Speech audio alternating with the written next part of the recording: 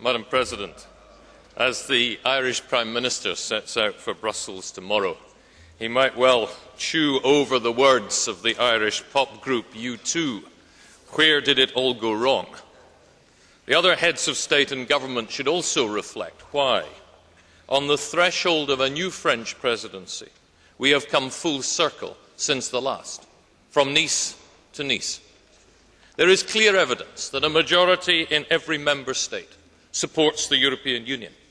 There is scant evidence that a majority in any favours further construction. We cannot say for sure that any treaty would get a majority in any country. Trust in institutions is ebbing away. So it's no good for blithe spirits in Berlin to whistle that other U2 hit, With or Without You, or for people in Paris to push Ireland into voting again.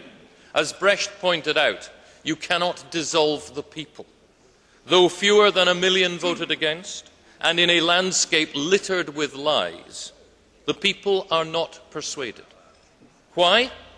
First, because we've done little to convince them of the changes we champion. The Commission has a plan D for dialogue, but our member state governments have no equivalent. Certainly there's a role for Parliament and Commission in explaining the European Union, but also for every national government, every single day, not just when ratification of the latest treaty is due. And there's a job here too, not just for political parties at European level, but for political parties in every member state.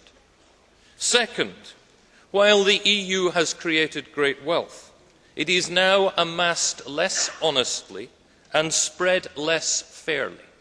Our political and our business leaders must come to grips with huge ethical issues.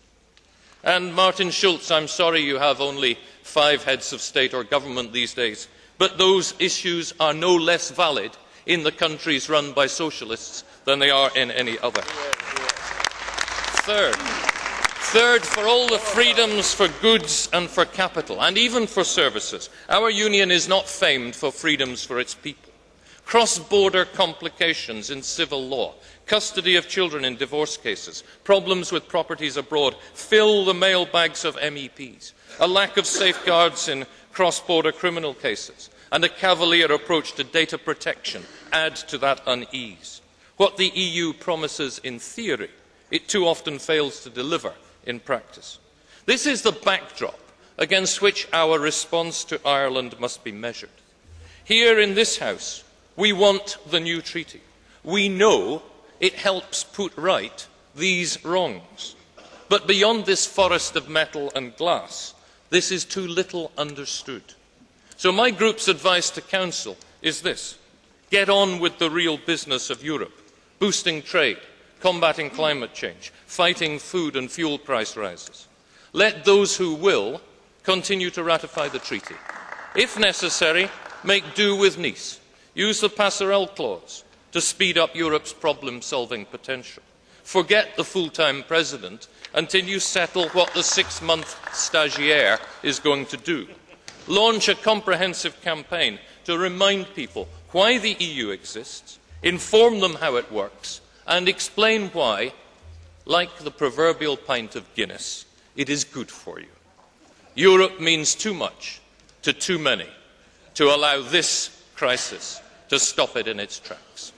Well said.